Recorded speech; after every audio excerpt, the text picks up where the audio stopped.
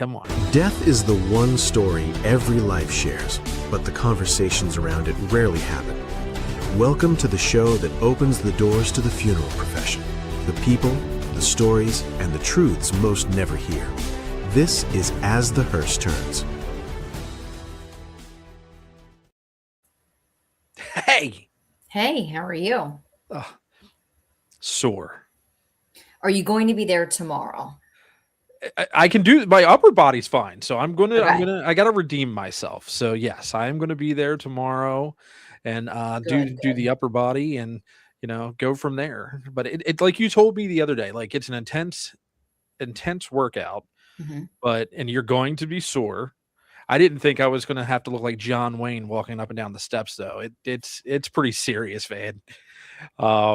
And then I didn't know. Did you notice, like, after we got done talking this afternoon at our meeting, like when I went to stand up, I had to use the chair to like push myself up. That's good though. It's a good store. It is. Yeah. It is. Well, awesome. I'm excited to see you tomorrow. So I'll see you tomorrow at. It starts at 6:30, right? Yeah, I'm just reading a comment. Yeah, I usually get there. I don't know. I'll probably get there around 6:15 to stretch. Yeah. So Jen says, "Hey guys, I was just down in Red Lion at our main office." Well, Jen, you should have stopped in. Cool. Well, I'm excited about tonight. And I'm very excited. Nathan, I heard of Nathan early on, maybe back in, I don't know, 2016, 2017. Yeah. Didn't know too much about him, but I've really taken time over the last couple of months, definitely the last 6 months, to get to know him a little bit more and understand who he is. I think oftentimes there are many of us in funeral service that are misunderstood. And I think he's a down-to-earth, genuine, good person, and I'm excited to talk to him tonight. Very excited. I'm very excited. I'm not going to lie. I'm probably going to fanboy. I remember watching Nathan, man, when I was when I was in mortuary school, when I was in John A. Gupton, I was like, man, this guy's awesome. And then, the other thing is he was doing things outside the box before many other funeral professionals. And, a lot of people are continuing that, the marketing, the thinking outside, the going behind the scenes, the actual transparency. And, that was definitely one of the coolest things going through mortuary school, a lot of his videos. So I'm really excited. Kelly Robinson's in here, and I didn't know Kelly's from Kentucky. So that's pretty cool. And Phoebe's in here. Hey, Phoebe. Yeah, Phoebe is like our like champion of all channels. She's great. She is phenomenal. Thank you, Phoebe, for all that you do, constantly sharing and commenting and engaging with us. We do appreciate that, and we do see you. So let's go ahead and let's welcome the man, the myth, the legend, Nathan Morris. That is a dangerous introduction. What's up, everybody? What's going on, man? Not much. I'm sitting in chaos, but I think we're all accustomed to that. Yeah, Katharine, you missed it prior. So Nathan's completely like renovating his studio and what does he got a wall back there coming down and everything else under the sun? Yeah, we've renovated it. This will be the third renovation. We're doing a bathroom remodel. We're adding a full bath down in the studio. It's in the basement. And so this wall was redone just to redo it again. And then this one's in the process. So that the chaos that's behind all of this is insane. You should see all this equipment, but nonetheless, you just get to see. I thought you were going for like the industrial vibe. No. Like yes. Tonight that is exactly what I'm going for, Catherine. I'm glad you got it. Yeah. You've hit it. You've achieved the epitome of what you're looking for, sir. Well, I watched, all of the content that you all did when you were renovating your home, and everything is so intentional. And I was like, you know what? That's what obviously it's not industrial, but my point is that was a horrible joke. That was a dad joke. Anyway, that is not what it's supposed to look like. It'll look way better. It won't look as good as your funeral home though, but it'll look good. So when are you going to come up to Pennsylvania and actually visit in person? Soon. Absolutely. I would love to. A lot of people that I know and respect, including you all on that list, you're in the area, and I would love to. That'd be great. Yeah, I think that'd be pretty cool. Yeah, it'd be so awesome. I would love to. We should get that on the books. I'll be in Kentucky in June of 27 to speak at a cemetery conference. That's fun. Oh yeah, I remember that. Is it SCC? Yeah, it's something FA? like it's something we'd never really heard of, and then had to like look into it and stuff like that. But yeah, they've reached out to Katharine, and they That's so fun. wanted her to come out and speak and talk. So she'll be down next year. Do you think it's fun to do those types of speaking engagements with people that you know in the room? Like, what if I was in the front row and I'm just like this? Like, would that be weird for somebody? Just like, watching. You know? I hate public speaking. Do you? I Katharine hate it. I feel not like to be out there in front of people at all. Which is such a crazy thing for people that watch the content from both of you, that engage with it, that have this. Yeah. It's a relationship, right? This connection, and yet in public, if you sat in front of 30 people, you would coil up. Is that how you kind of feel? Like inside, you're like, I want to crawl in a hole. Yeah, I feel like you can see my like jugular throbbing, and it's very dramatic. A room full of embalmers that go, man, she'd be easy to embalm. She's so easy. She'd be 20. She'd take 22 minutes. 22 minutes, a little bit of it should be done. Chromatech. Pink. I feel like though, when you can get up and speak about something that you're passionate about, while you might be nervous initially, you kind of get into a groove. And yeah, I'm good once I get started, but leading up to it, I'm a nervous wreck. So yes, but I'll be in Kentucky in June. Living in your head, like that's the space that doesn't ever like it never exists more times than not. And the story that you create, the best thing I ever did was started working. I went to this BNI, Business Network International, which sounds, I don't know if you all have a BNI. It works for some businesses. Some people would, they stand by it. For me, it was every week we had to develop a 60-second elevator pitch for the company that you represent. You had plumbers, you had electricians, you had realtors, and I'm the funeral home there. And so I would work really hard to create and refine this 60-second pitch that I'm constantly changing every week. So you didn't hear the same thing over and over, but the nuts and bolts are the same. And that really, really helped with the chops aspect of it. But I don't know, maybe my personality is, I'm sanguine. You put me in front of people and, they tell me that I sing good and have nice hair and I'm butter in your hands. You do have great hair. I've always liked your hair. Yes. I have a Nathan, my husband, but he doesn't have any hair. Sorry, honey, if you're watching. But you have a great head of hair. Nathan has a good head, right? You can't pull off bald with like weird. That's why I refuse to go completely bald. I mean, I'm almost there, but I refuse to truly embrace my Uncle Fester look. But why? You don't have a bad head either. It's not like there's like a roll thing that goes on right here, and I look like a sad. That's just because you're stout, dude. It's proportional. If I put a light bulb in my mouth and shave the goatee, you guys would love it. That's amazing. I love this. This is fun. This is what it's about. I saw a TikTok today from this. I don't remember. It's a funeral home. It's not like when I say it's not Chris, it's not Katharine. And I know you represent your homes too on there, but this is, and they were being playful around the arrangement table. And I loved it. But then I made some humorous backhanded comment so that they understood. I was like, how dare you laugh and be excited to be alive right now? You're supposed to be sad and stoic and, miserable and not being on social media. But I love this is what my point is, that we're able to chat and goof around and talk about life.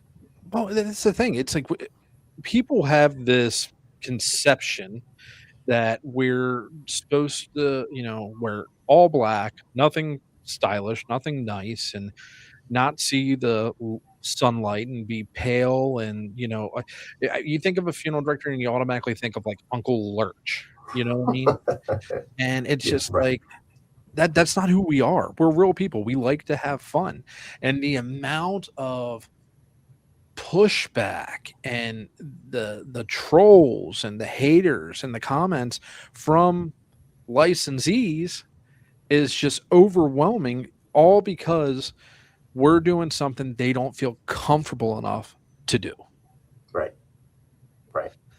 I remember my mom is big on analogies, I guess, because I'm a very visual person and learner. And she told me one day that, people are overall mediocre. And my mother is salt of the earth. She doesn't mean any hate by this, but people are mediocre. Mediocrity is the way of life for most people, right? So you stand in line, you march.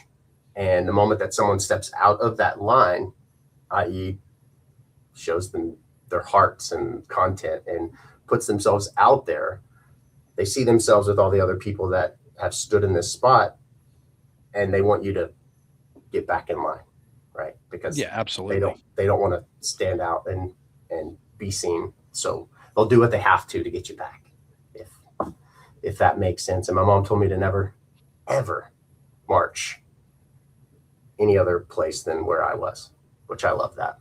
Yeah. So let's see. There's a couple of questions coming. I mean, the chat is just like blowing up. A lot of just like where folks are from. Michigan, Kansas, ton of people from Kentucky, Indiana.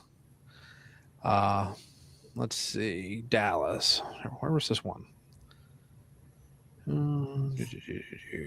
All right. So James is asking, as a former tutor for a mortuary school, I'm concerned about the people entering the profession now.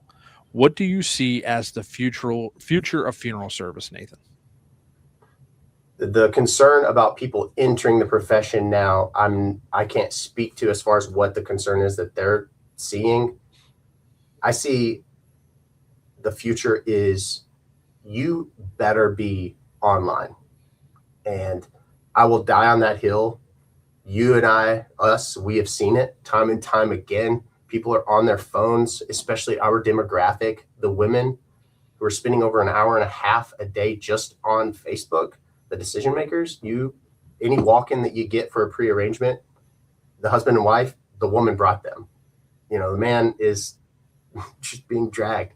It is where they are searching in the middle of the night because they don't necessarily feel comfortable about asking the question face to face. So they're searching what happens when someone dies. If you are not embracing technology, social media content, learning that, establishing it, rooting it within just the natural flow of your day to day, you're going to be dead in the water. Embracing the technology as well. Processes. I am a process in my personal life. It's weird. I can't keep heads or tails, but if you put me in a funeral home establishment, the process is critical. Who's going on what service, the process of the paperwork, the process of the experience itself. It's been so watered down and become this template for so many people. Get them in, get them out, get them in, get them out. I believe that if people are not embracing refined processes with the experience and the hospitality, they'll be an afterthought. It'll be something that they'll be left in the dust. That's where I think the future is. I think we're in it. I think the people that are embracing the technology and the social media, they're experiencing the pain of that. And of course, it's amazing the number of funeral homes that are still reliant on just walk-in, call-in, pre-arrangement. That blows my mind too. Or the yellow pages. Oh my gosh, I know. But you were, I went to mortuary school in 2012, 11. So I was on the tail end. So the people that I learned under are the seasoned, the ones that had no answering service. We had a long, do you know what the foreign exchange lines were? Do you all know what that is or no? No, I'm not familiar. When I started, the phones were in the houses, and AT&T, no, not plugging them, but when they went to disconnect that service, it was called a foreign exchange line. Literally going 20 minutes outside of the city where the funeral home was, is where a funeral director and owner lived. They didn't know how to disconnect the technology. It was so dated. And so, I mean, that's who I learned under. The answering service, it wasn't implemented until 2015 or 16. So that the phone was ringing at the house. It's crazy. Well, I remember, Katharine, when one of the last days when we're leaving the old funeral home, out in the garage, and the phone booth cabinet cupboard thing, there Mhm. was old jacks that were like wired to, like, I guess they would transfer the phone over to that jack and it would ring back to like Earl's house, because it was even like labeled house or whatever this place was and stuff like that. So thinking about that, to where, because I do remember where they would say, okay, who's on call tonight? Okay, you get to leave at 4 o'clock because you need to be home at 5 o'clock because everyone's leaving here at 5 o'clock. So if the phone rings, you need to be at home to be able to answer the phone. Or they would call. I was on a call with scheduled with a guy named Gary. Oh, bless his heart, Gary. I want to shout out to Gary, by the way, anybody who knows him. He did 32 years in the profession. He didn't like me one bit, but he taught me so much. But it wasn't until after the fact. But he would call and say, I got to go get bread, get the phones. I'd say, okay, going to get bread. Yep. So no, I think you hit the nail on the head 110%, 1,000%. Just the fact that, I think that's a message that Katharine champions all the time, is that if you do not embrace getting to know the community and getting the community to know you before they need you, you've already failed. Yes. I will absolutely die on that hill with you when it comes to social media. If you are not embracing social media right now, don't get upset when the funeral home down the street connects with the families that you served. Yes. For 100 years. Yes. You both can give just one example after another of the content that you all have created with sincerity and authenticity, and how it has resonated and the results from that. I mean, people would come and drive from Illinois, northern Indiana, to buy monuments or to prearrange. There are families that lived in Nashville, Tennessee, who we did not serve. Obviously, we weren't located there, but they wanted us to be a part of the celebration for their loved one. And they would, and they requested us do that because of the content, because of us meeting one another this way. It's real. One of the things that James said, so a lot of people were asking in the chat here, just for him to clarify some things. And he says the main thing he's concerned about is a total lack of professionalism and that people can't pass basic classes. Underneath his comment, though, there was another comment from a woman, and I think she said she was 56. Yeah. So Kelly says that she sees the point. She sees James' point, but she's new into the profession. She is 56. Life experience and maturity are so critically valuable in this field. And, again, I can see both sides to that. Sometimes some folks are so set in a mindset that it actually will hinder you because you're afraid to grow to new and experience new things. But, life lessons makes you be able to relate more to those folks sitting across the table. And you can build that bond and that rapport with them because you've been in their shoes. Sure. Versus someone that is, 18, 19, fresh out of high school, going directly into mortuary school and not having those experiences. I think, a lot of times now we see, with direct disposers or cremation societies and things like that, to where we've made it to where it is, and I can't say much. I can say this because I used to run one, that we make it into a drive-through dollar menu selection. Okay, you only want to pay this. This is all you're getting. You don't get any more. If you want extra sauce, you got to pay extra for the bag of ketchup type thing. And, there are some families that's what they're looking for. But some families truly are looking for a funeral director that is there to walk beside them, not only in the arrangements, and then the next time you're going to see them is when they come in for the first viewing, and then you may pop in to dismiss the funeral service or something like that. They're looking for someone that will walk with them forever. Because like I tell folks now, when they call during the first call, before I end, I let them know, I'm like, listen, I'm here for you 24 hours a day, 7 days a week. You have my cell phone number. Call me directly. Don't worry if it's 3 o'clock in the morning. If you need to ask a question, ask a question. I'm here for you. As a matter of fact, for the next couple of weeks, I'm going to become a member of your family. And, people, as cheesy as that sounds, people do appreciate that.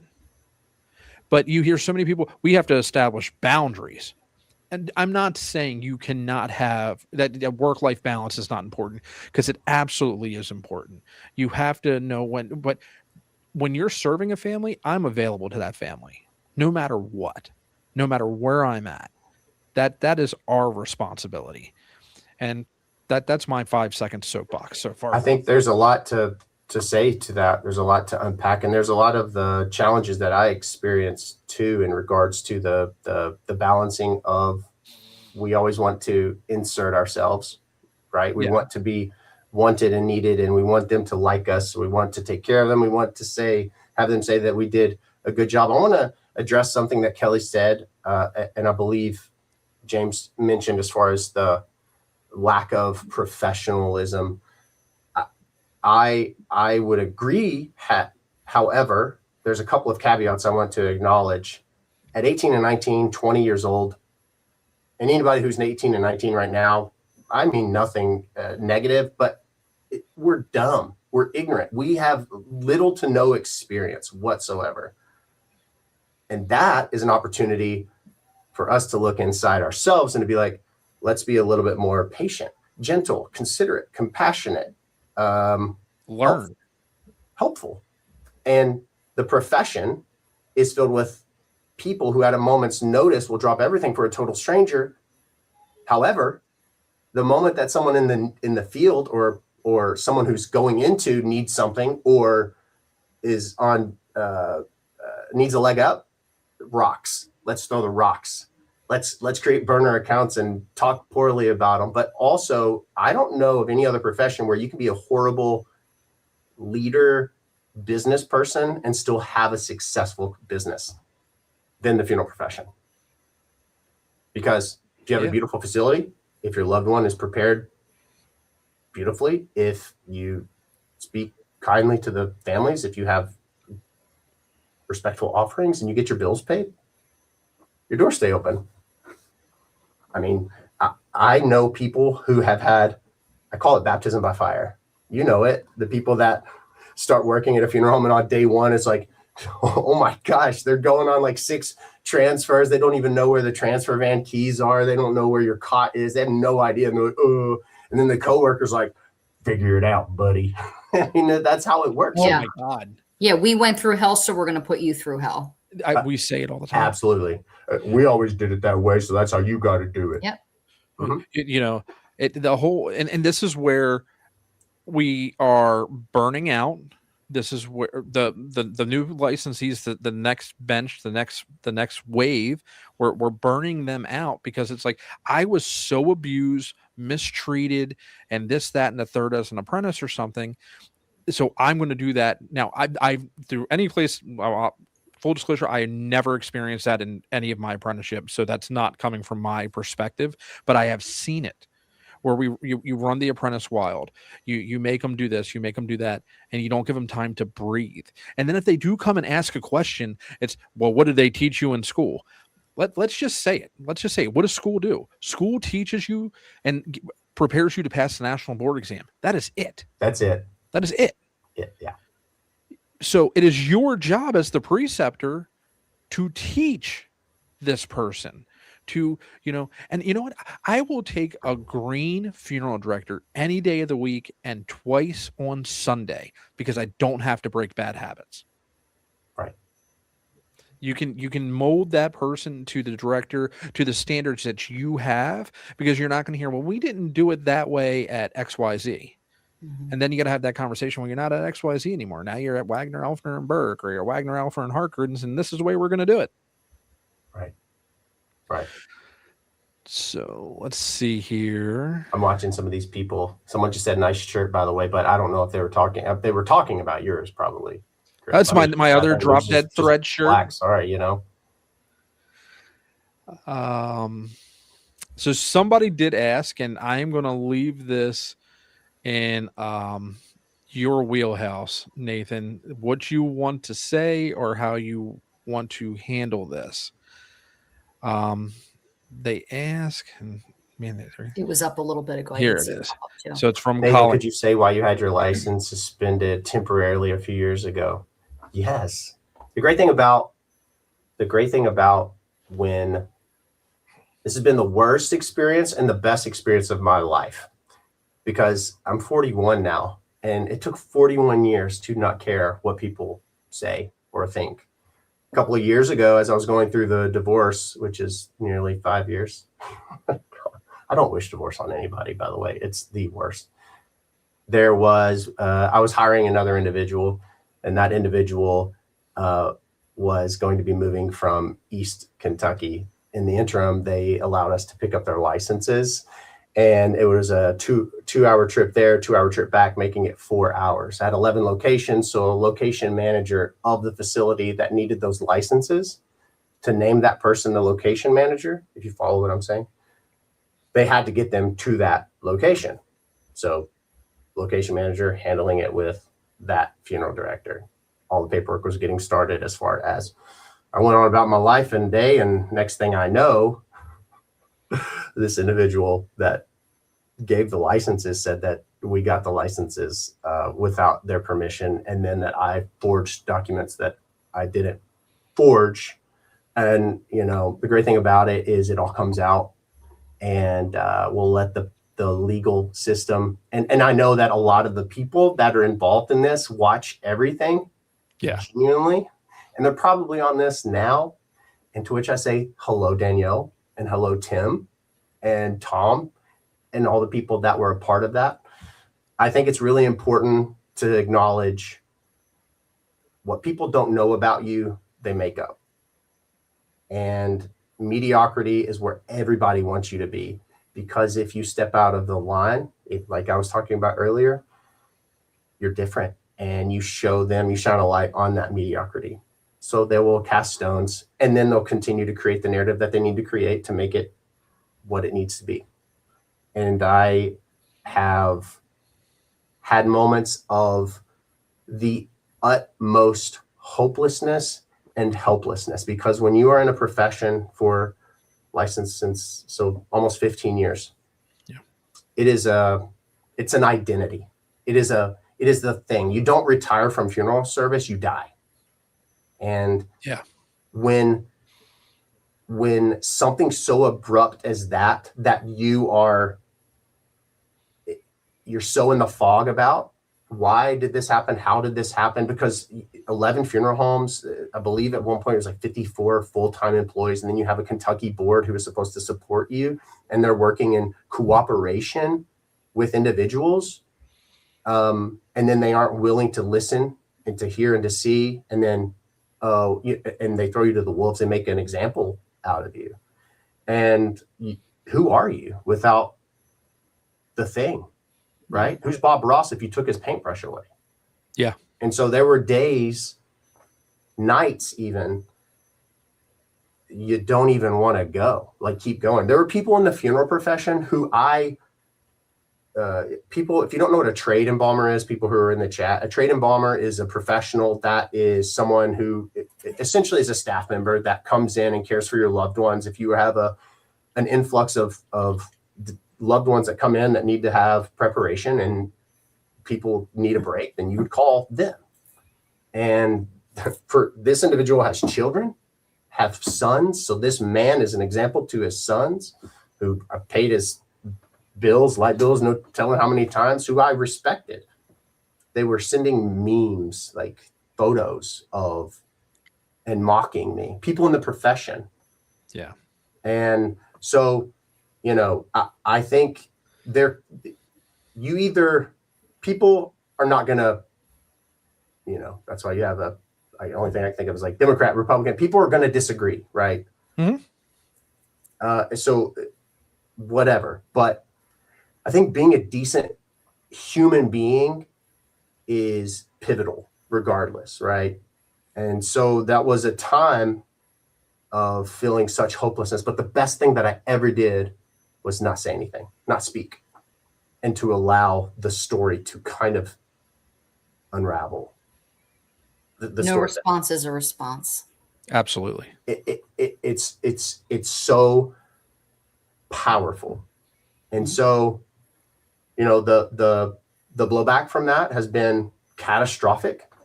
I have 4 boys. Yeah, I was And going to say I remember seeing like your kids and social media with you, you know.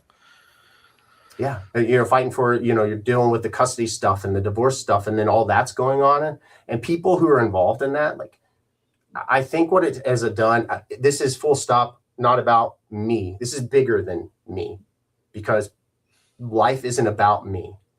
It's not about Chris. It's not about Katharine. It's not about us as people. It's about you. It's about dying to yourself literally every day and choosing to serve other people. That Yeah. is life. That is the most fulfilling thing in the entire world. I've had everything, and then overnight, Gone. The person that people would come to and listen to every thought, idea, a thought leader in the profession, the biggest of companies that you can name in funeral service, would call all the time. And then just because someone said something, they turn their back. So my point in all of it is, it doesn't matter what people say or think. You have to keep going. And funeral service, it doesn't define me. Having a license doesn't define me. It took a really long time. I'll tell you that right now. I'm serious. It took a really, really long time. But, the beautiful thing in all of it, it's the best thing that happened to me too, because it offered perspective. Because the people that come into the doors, their clothes are dirty, you love them anyway. Yep. If they don't have any teeth because of poor decisions that they made, you freaking love them anyway. And you don't assume anything anymore. You know how we write stories for people? Oh, I bet they do this, or what an idiot for that. That honestly is almost non-existent in my mind, because we haven't a clue. We haven't a clue. And just because, I say it all the time, tenure doesn't mean trust. And just because someone sits on a board, it doesn't mean that they are the individual that you should look to. No. Because some of the people, thankfully, after 3 years of sitting quietly for a long time, after that all unravels, I'll stop. I yield my time, but that's the first time I've really spoken, other than one video where I brought receipts. But people are going to say what they say, and it'll be their story for forever, and that's great. But here's the thing, and I will always say this: there's their side, and then there's the truth. Two opposing things can still be true. Yeah. Some people, that's fact. That's fact. But that is the story of the suspension, falling on the sword for a team member who ultimately throws people to the wolves. And that's between him and God. Yep. It wasn't between you and them anyway. And that's a prayer. Do you know the Mother Teresa prayer about that prayer? No. Well, while you talk, I want to find it, because I would love to fully circle back and end with that after, but please. And then Colleen did say she thanked you for tackling her question, and that she does respect that. I appreciate that, Colleen. Thank you for asking that, because people don't ask questions. They like to fill in the story. We do that in our minds. We like to, we see Z and we're like, how'd that get there? Oh, okay, well, this probably happened in whatever story. This is Mother Teresa, whether you pray or not. I say this to people who find my content, and whether you pray, don't pray, whether you meditate, don't meditate. I think it's important for people to know that I meet them where they are, but this is something, these words are super powerful. She traveled and met with some of the most poorest, sickest of people. And she said this prayer, it turned into more of a prayer, but it was once a quote from her. And she said, people are often unreasonable, irrational, and self-centered. Forgive them anyway. If you are kind, people may accuse you of selfish, ulterior motives. Be kind anyway. If you are successful, you will win some unfaithful friends and some genuine enemies. Succeed anyway. If you are honest and sincere, people may deceive you. Be honest and sincere anyway. What you spend years creating, others could destroy overnight. Create anyway. If you find serenity and happiness, some may be jealous. Be happy anyway. The good you do today will often be forgotten, but do good anyway. Give the best you have, and it will never be enough. Give your best anyway. In the final analysis, it is between you and God. It was never between you and them anyway. And I live by that. That's deep. That. Yeah. Yeah.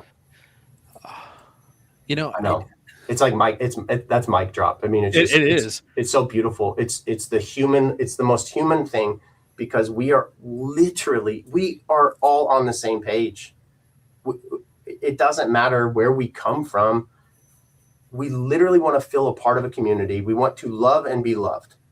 How we go about that may be a little different, maybe a lot different, but that's literally that's it. Yeah. I don't know. I just, maybe it's being blissfully naive at this point, but I don't think so. There are good people, and we see it every day. When we're dealing with a family, there might be folks that come in there, again, stages of grief. They're in anger now, and then they're going to sit down with us, and by the time you're done, they're the most amazing people in the entire world. Whether it's at the end of the actual committal service, or you're done at the end of the arrangements, whether it's direct cremations or not, and you've taken that load off of them. It's like, here, I'm going to carry this for you now. You trust me enough to carry this for you.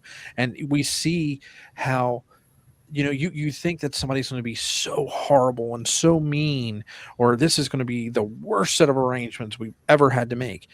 And it's just because of where they currently are.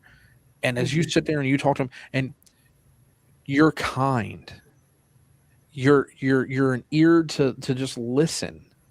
Sometimes as funeral directors, we are the punching bag. Yeah. Yes. Yes. Good way to put it. What's the one example that you can think of where a family has just rocked you and you're like, what is that about? Because I get it. There's nowhere to put the grief. So let's just take it out on this person. What's something that you recall that you're like, what in the world? And you have to sit with that we can laugh at now. Oh man.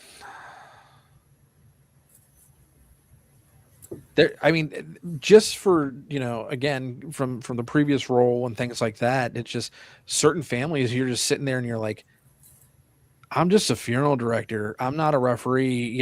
This is a suit and tie. I'm not wearing a white and black striped shirt. And, I'll never forget, even before I was licensed, I was just, an associate and working a visitation, and like fist fights breaking out. And I'm just like, what do you do? And, the director at the time, she just looked at me and said, you just call the police and stand in the corner. That's all you can do. And it's just, funeral service is never the same every day. Never. It is because every family is different, so you never know what you're going to walk into at all. Katharine, do you have being a woman, and I love this, women are rock stars. Do you feel a very easy or ability to easily connect with everyone? Or yeah, that's okay. Yeah. Yeah. I was going to take it even a step further. It's like, because females, like female employees, right? Sometimes you have I don't know if that's with families even too, but I feel that women are naturally nurturing, non-threatening. You all are far easier, I feel like, to connect with. Maybe I'm wrong, but I feel like, and Chris knows this. I mean, it's every time we have a family come through those doors now at the funeral home, it's, hey, we watch your social media content, or, oh, you're the lady that we see on the billboards or watch on Facebook. So they already know me in a way, and we can connect. Now, of course, we have two other funeral directors, and I'm now starting to get back into funeral directing. Now that we're finally in this new location, we don't have to pick out wallpaper and carpet and all that stuff. I can get back to doing what I truly love. But I do find it very easy for me to connect with people. And I do have a background in sales. I was in sales for 12 years. So, it's never fake. I think it's truly genuine. And I think that families can pick up on that. But, there are some families that you do kind of have to win over, or you do have to just, you can't go in and hug them right away, but at the end of the arrangement, they're going to come up to you and hug you. But yeah, I mean, just of course, back to social media, building that foundation and building that trust and rapport before they even need us. And then when they need us, it's like, oh my gosh, I know you. I'm comfortable with you. Right. I want to ask you all a question about social media and being the operators of your location. You all believe in it. It works. You said you had 2 employees at that location. There has to be that element of buy-in too. Now, whenever I just want to give a little bit of context, not to make this, but when I first went viral, it was on a fluke. And virality doesn't even matter, because the goal is ultimately the community people, right? The cool content that educates, that's great and all, but you want the people in your community to be educated on that cool content, most importantly. Yep. But when we first went viral, I brought the group of people that were in the office where my office was, and I said, this is what happened. This is what my thinking is, but I will not proceed if this is not something that you all are on board with. And they were fully on board. They bought in. Obviously, as the owner, they didn't have to, and I could still do it. So I guess my question is one, are they totally all about it too, as well, or do they struggle with it?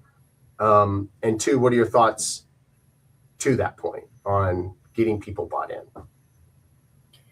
I would love to see our other directors get in more of our content, but the reality is I'm the one that's doing all the recording at our location on site. Of course, we partner with Disrupt Media and we'll do recording sessions with them, but that means I have to follow them around with the camera, and I don't have the time to do that. Now, like Chad and I set up a camera probably about a month ago, and we posted the video last night. Monday nights is, it's the key time for us to post at 9:00.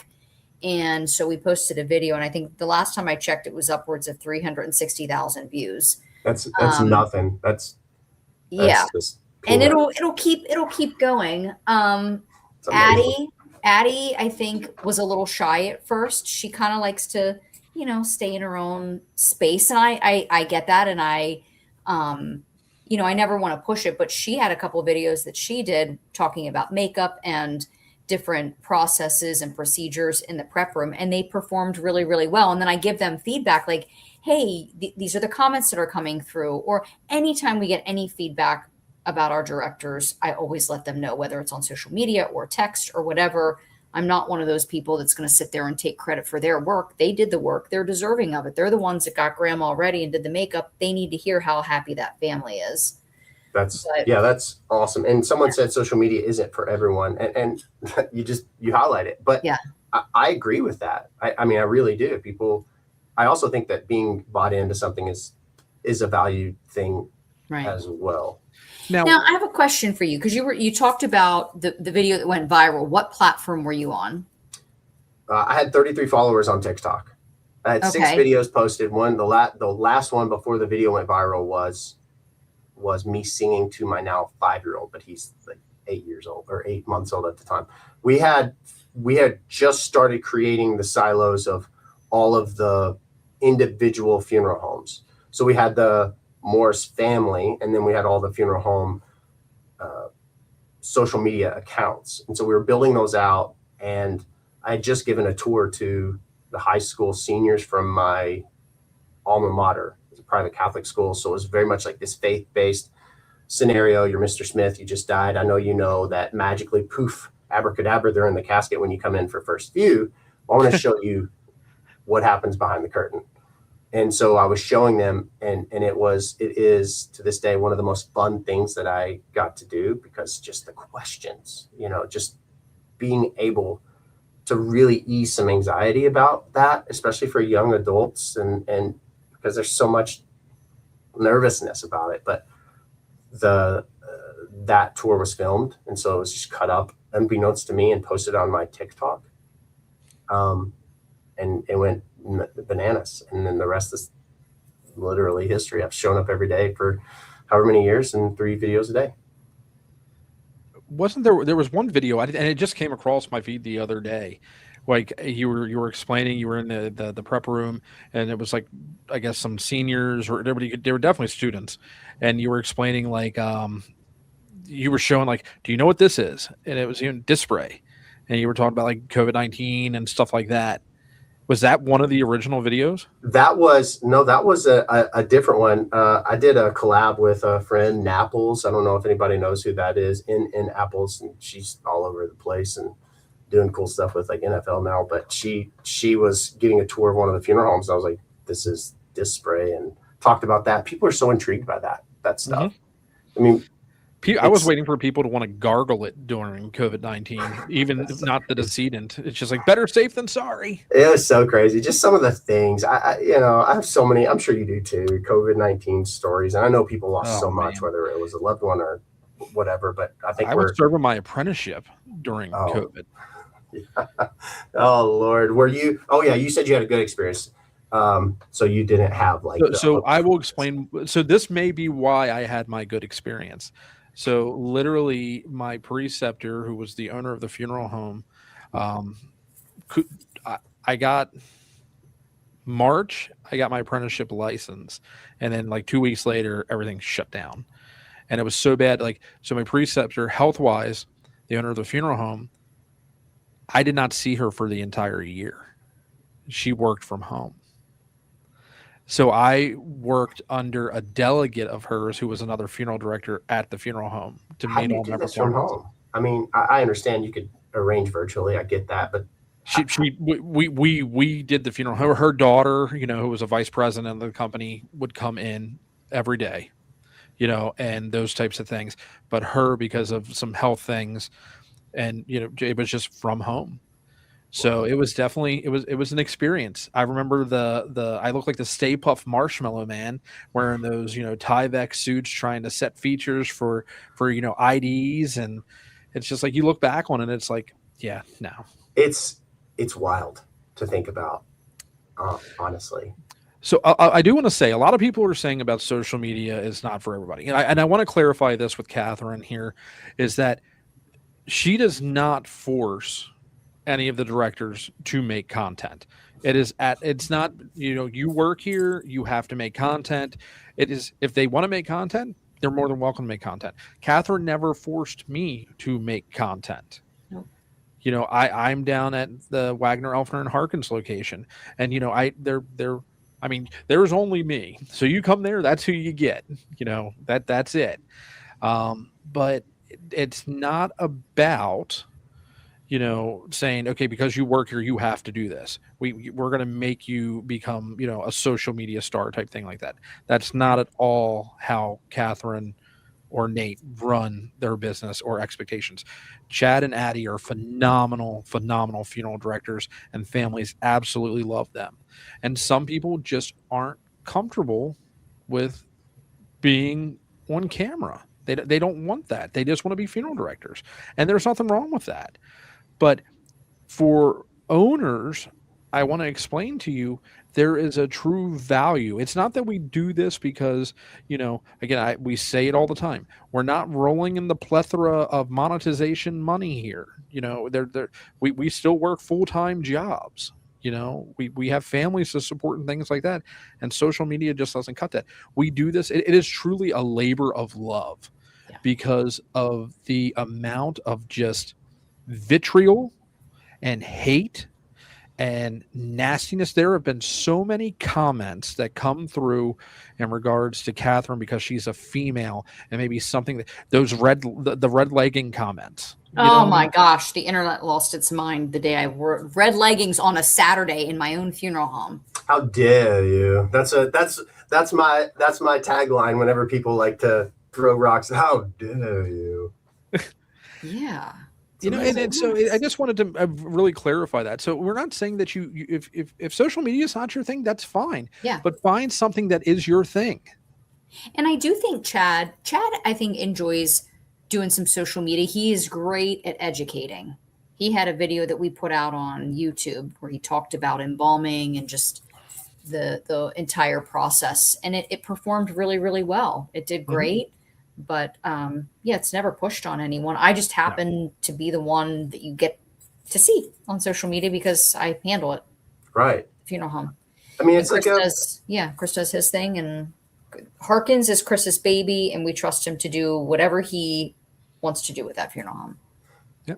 It's the lane. Find your lane. Find what you love and be nerdy about it. If you love the educational aspect, and every once in a while you want to come in and share your insight on a social media video, you're right. I mean, Chris, you said it. That the goal is not virality and stardom, because a verified check mark literally means nothing.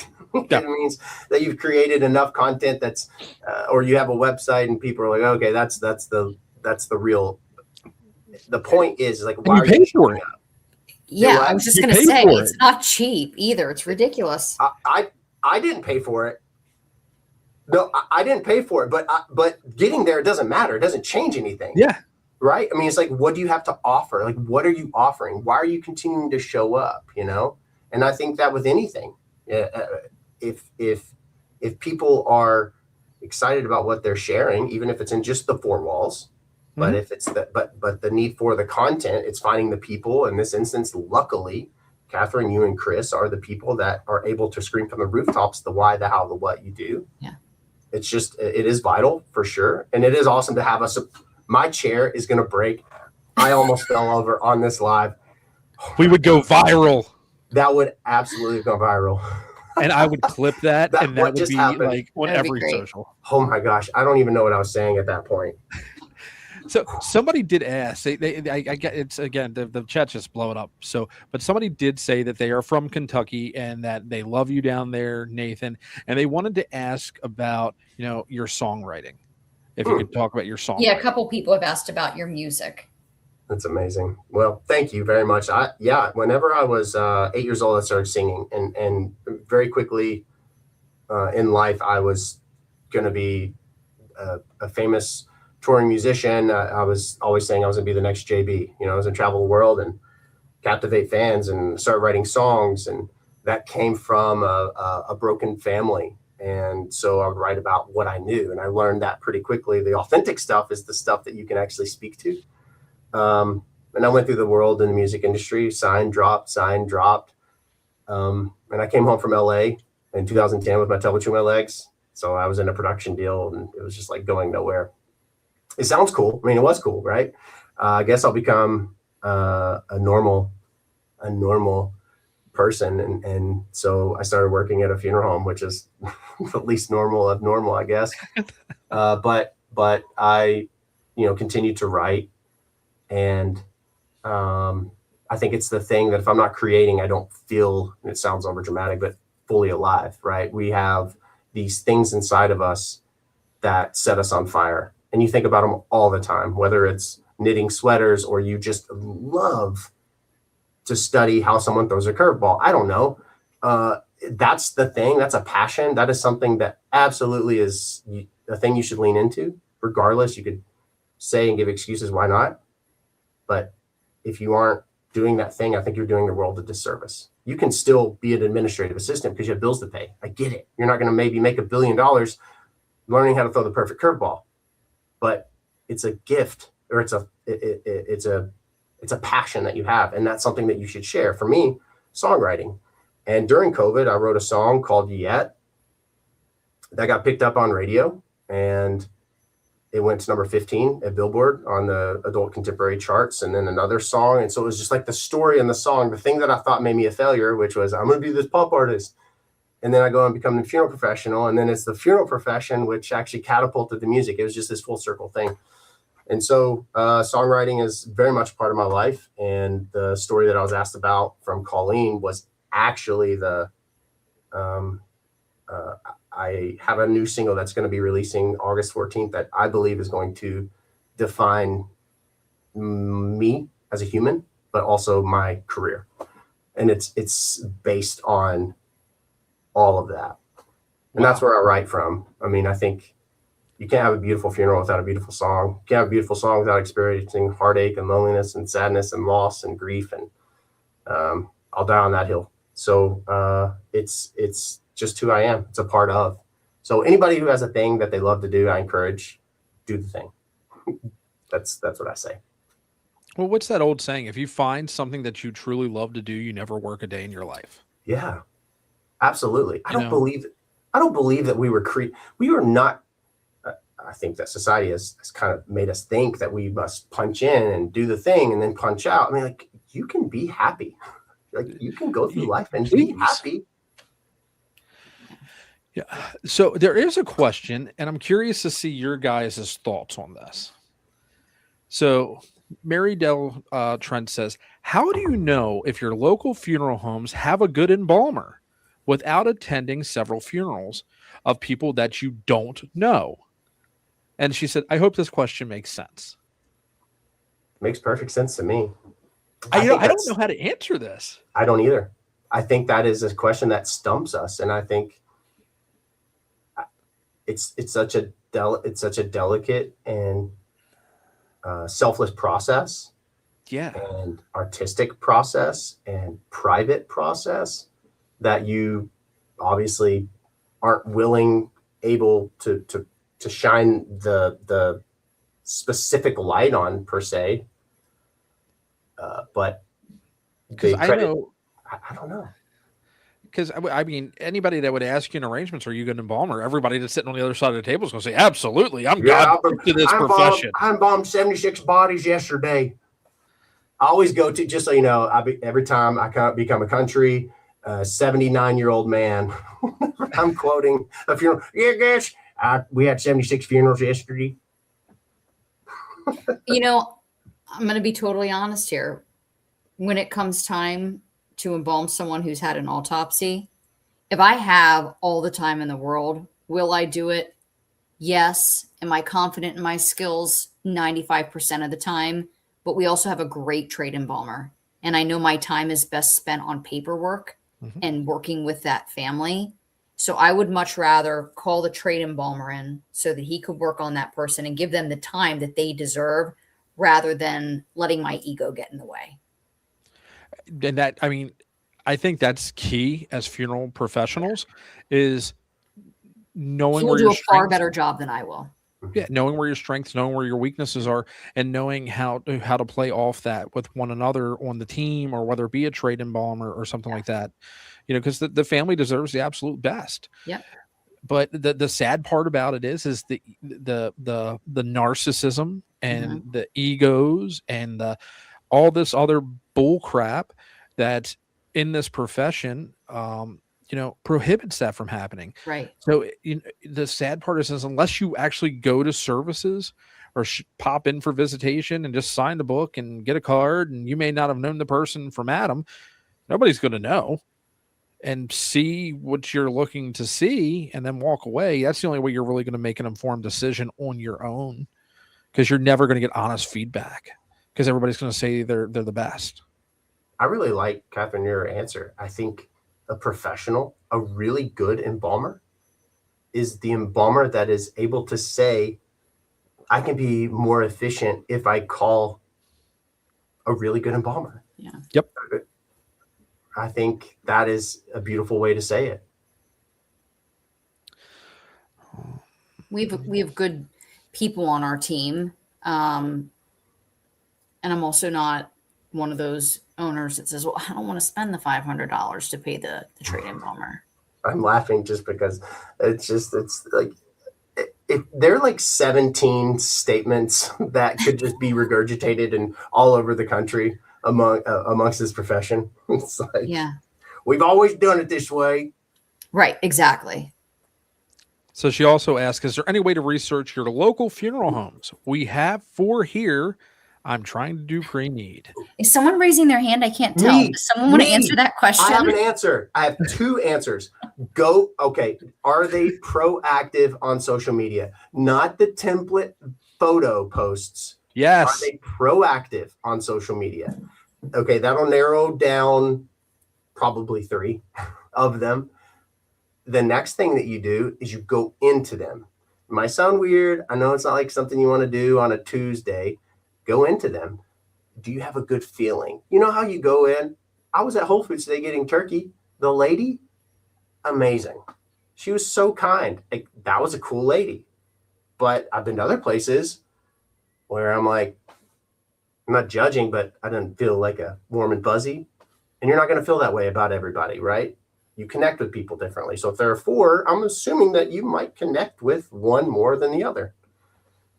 And that's how you can that's how you can find out who you would, I was going to say bro out with. I didn't mean it that way, but who you want to have that connection. Google searching would be helpful. Google I wish reviews. more people would do that here in York County. There's going to be bad apples in every group, but you got to do your research. Can you get on the PALS website, Chris? Yeah, you have to. So most states, you can go to the state websites, you can look to see.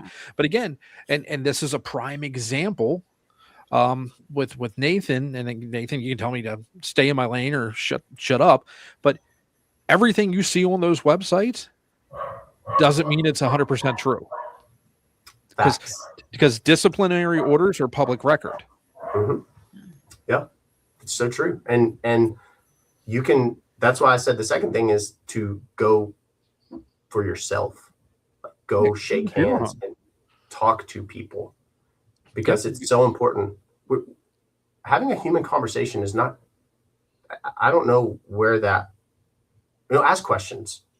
I think it's important. I would love for people to ask questions. Mm-hmm. Genuine, why or how or what. You and I both know that people walk in the 4 walls of your funeral home and they want to tour, or they want to know about something hanging on the wall. Your chest puffs up and you're like, come on in. Let's, you want to show them everything. You want to talk about that reupholstered chair that you did 6 months ago because it's the coolest thing that you've ever seen. How phenomenal have the open houses been, Katharine? Amazing. We're going to keep going with them too. People love them. And it's just opening your doors. I've always said it from day one when I started down in Delta, that if my car is out front and, the lights are on at the funeral home, stop in. Yeah. If you just want to stop in, I'll turn on a pot of coffee. I love coffee. We can sit down. We can chat. We don't even get to talk about funeral service. If you just want somebody to talk to and we want to talk about what the weather's like, or you want to complain about something, I'm here to listen. Because if there's no services going on, there's not much for me to do. So I'd love to talk to you, because that's why sometimes you'll see a ton of batch content where I'm wearing the exact same thing. So I do wear different clothes, folks, if you are ever wondering. But it's just like there's nothing going on. So these are good days for us to batch record content. Let's see. Cabby just commented. She said it was great to see it in person on Sunday. So she came in for that's awesome. One of the open houses. Yep. Yeah, it was great to meet her, because I've seen her on social media for the last, I don't know, year. I see her name pop up and we finally were able to connect, but it was like we knew each other. Well, that's like I saw Dawn Myers is in the chat.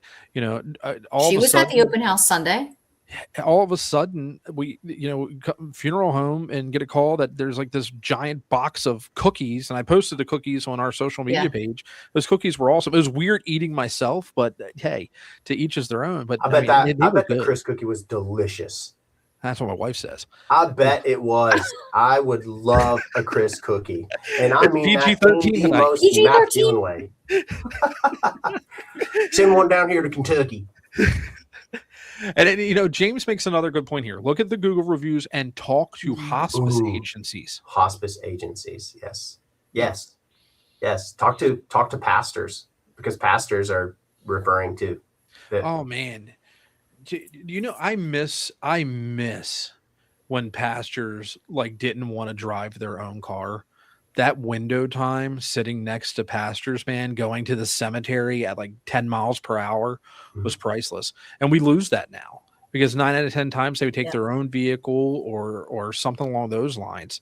I loved sitting there with the clergy. That was and then you got some great stories too that you'll never divulge, but you got some great stories. I'll divulge a story that this is how me and this priest became buddies. It was perfect.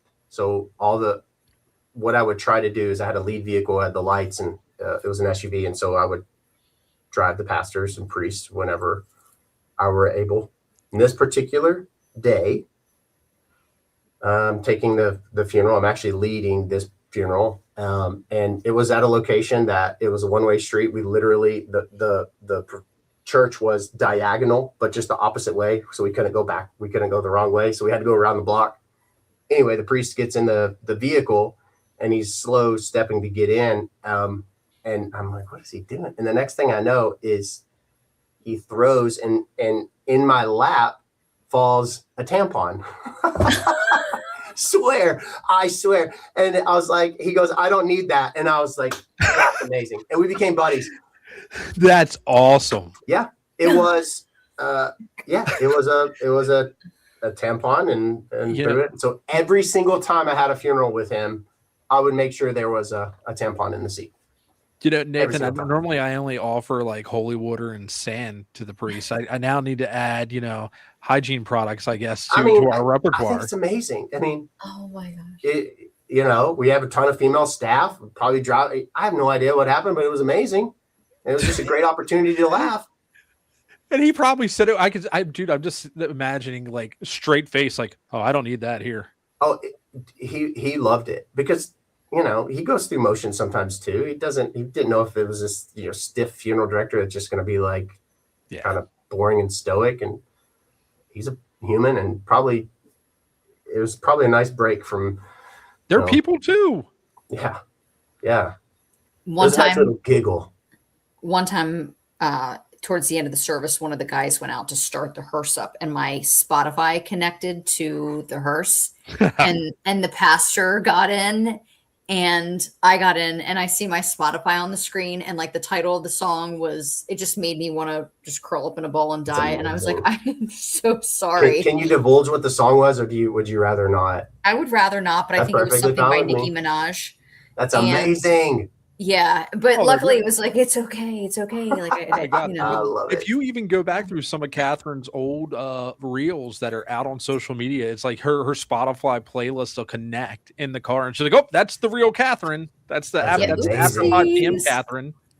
So you like you like the hip hop R&B stuff? I listen to everything. Like I'll listen to, Motown, country. I listened to some of your stuff when I was at the beach. I was walking on the beach. I thought I'm going to turn this stuff on. I'm going to turn his music on. Gave it a shot. Yeah. Yeah, I liked it. I liked it. You're great at what you do. But I'll listen to everything. Incubus. It really depends on my mood. Yeah. Yeah. Dave Matthews. I love Dave Matthews. Yeah. Dave Matthews. Yes. There's so much, like right now, there's so much. Music is so. You could get it everywhere. Anybody can make music. You don't have to have a lot of incredibly expensive equipment because the technology and so forth. There's no reason for people who want to create to not create rather. But country right now, I've been a huge country fan for the last year. I love the songwriting. I know that a lot of people are like, oh, the Dixie Cup and but it's so creative. Speaking of, it's a therapeutic outlet too, man. There's a song I want you all, and I love challenging people with music, the song, and people get so riled up in my content about music. They get so mad and they're like, they should be able to pick whatever they want. I'm not mocking them because I'm like, exactly. That's the whole point. That's what I'm trying to say.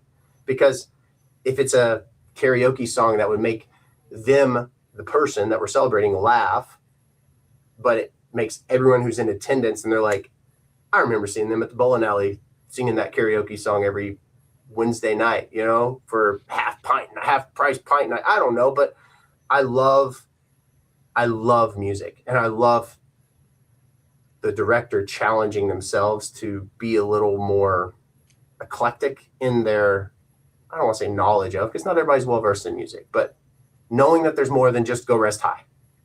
Right? Oh my. Oh. If Dancing in the Sky. Again, yeah. Yes. Oh. Did you say Dancing in the Sky? Yes. My head literally started just going. not even any other part of the melody, but yeah. So there was a question back at while you're looking for what you're looking for, Nathan, back at like 7:11 p.m. when we first started, and the question says, it's from Gina. what made all of you want to be funeral directors?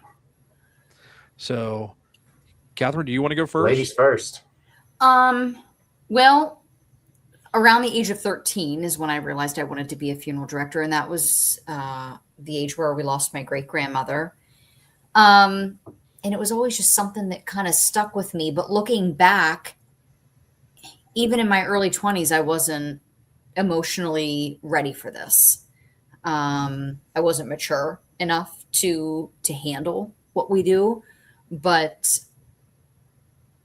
I think, you give a lot of yourself in funeral service. And for me, mine's are really, it's really personal, and I don't know how in depth I want to go into it, but, I have a lot of love to give, and you give a lot of that in funeral service. You give a lot of yourself. Yes. I talk about funeral service all the time and how this is my calling, and this is my thing. And I love it. People are probably like, well, where are her kids? Where are her family?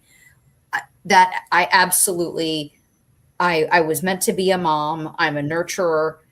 You hear me talk about funeral service a lot, though, but I do feel like I was put on this earth to, be not only a mother to my two boys, but to serve others and to care for others. And I also see now, with social media, that we have an opportunity to bring light to what we do, what is right, what is wrong.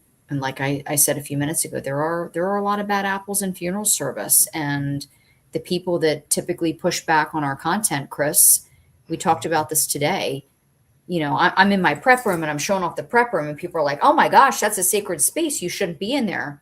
I can only imagine what their prep rooms look like. No wonder you don't want to show your prep room, because it looks like absolute trash, and because you don't, take care of it. But I'm proud of my prep room.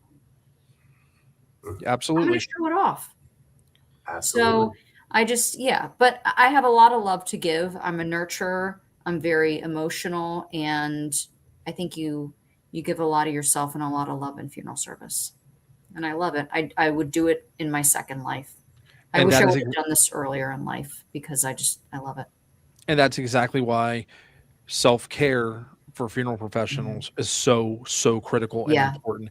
And having, like resources, like anybody that we've ever had on this, on our platform, on our show or something, that I consider a friend. So being able to reach out and vent and talk to somebody that's been there, that goes through, they're in the trenches with you, that's been there with you and experienced those types of things. There's something very important about that, and being able to do that.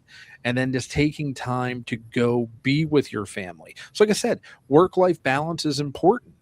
But then we turn around, and when we share that we're out with our family, we get criticized.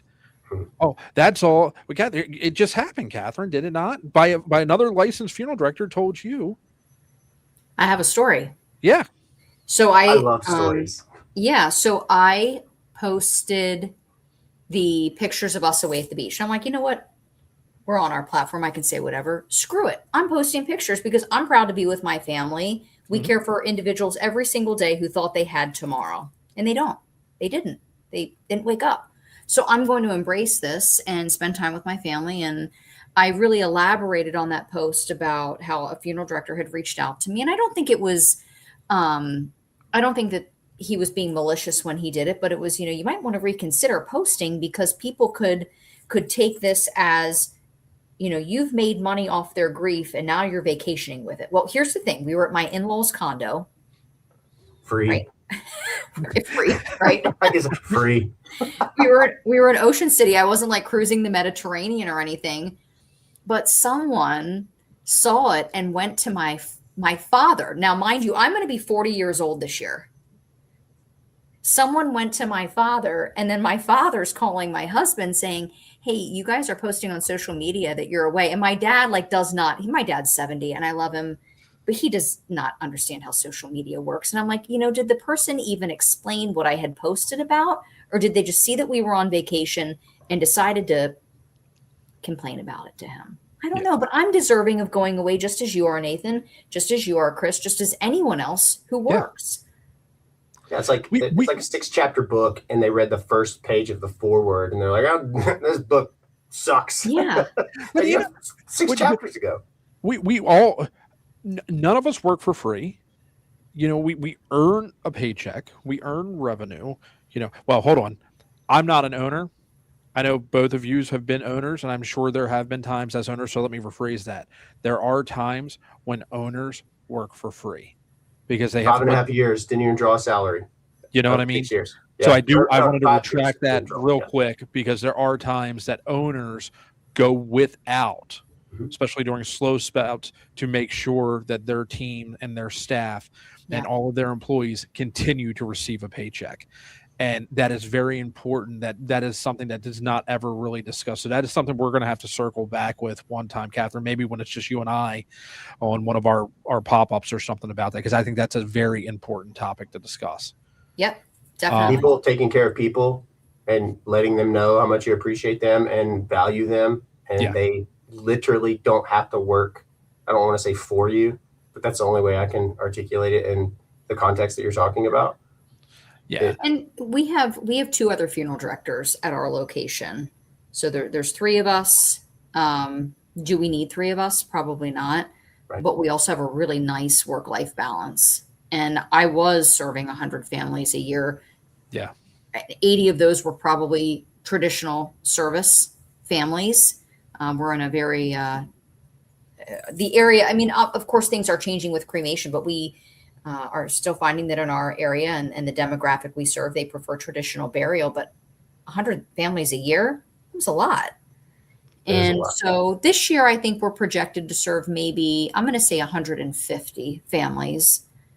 But with 3 of us, it's great. Addie's taking off tomorrow. She's going to Hershey Park. I probably won't go in tomorrow. I can finish up, the rest of my work from home. And well, it's like I got stuff going on Thursday where me and my daughter are going away for the weekend and all like that. But, and we all work together. Like if you need me to take phones, I'll take phones, whatever. How many times has it been, hey, I'm getting ready to get on the plane to grab the phones for me. And then 9 out of 10 times, even when Catherine's on vacation, as soon as she lands, she'll be like, okay, I got the phones back. That's amazing. That's really cool and special. I think it's also something that because I know there's a lot of people in the funeral profession on this, and I want to point this out because I think it's important. We will. I love it. Caitlin coming in with the cherry on top. I love that. That's awesome. The people in the profession, the funeral world of tending to others, selfless and genuine, authentic desire to care for them at the cost of, right? At the cost of us sometimes. So sleep, definitely health. Personally speaking is what I'm going to be able to speak to. Mental health. Outside of their 4 walls, it can get to a point if you are not emotionally, I don't want to say intelligent, but in tune. Inside the 4 walls, you can control, right? There's this element of, sure, it might be chaotic. You got a bunch of first calls coming in, loved ones to care for, tend to, casket, get them in the chapel. But you have your finger on the pulse there. And maybe if things are off a little bit outside of those 4 walls, maybe the family dynamic or there's something going on outside of, I can see, and I've seen it numerous times, including myself, where you go back into the 4 walls. It can be chaotic out there. I don't have as much control, but in here I can. And so I'm just speaking to that for people who I know it will resonate with a lot of people, to be mindful of that, because I think it's important for our health. Because I do believe that we can die to ourselves so much that we forget about ourselves and the needs of others who love us and that we love. And I know that we love our families, the families that call on us and trust us. That, Katharine, you made a good point. You have a lot of love to give. Mm-hmm. But when the sun is setting on our lives, respectfully, I don't believe it will be the Joneses who are surrounding our bedside. It'll be the people that need us and love us so very much, intimately. So I just challenge people in the profession to be mindful of that. Yeah. And to receive that love. And I don't know, I went on that tangent, but I think it's really important. So then back to the original question. What made you want to become a funeral director? A girl. I mean, I got a tour. Before that, I was 12 years old and my grandfather had died, and this man my family are just looking to him. He had a beard, and they're looking to him, and they're going to him, and everything he said, I watched them with my kid eyes, like, take it in. They trusted him. I was the guy was the funeral director, and then I got a tour of one after I'd gotten back from LA, and I was intrigued. Behind the curtain is just this, I don't want to say magical. It's not the right word I'm trying to say. It's so holy. It's divine.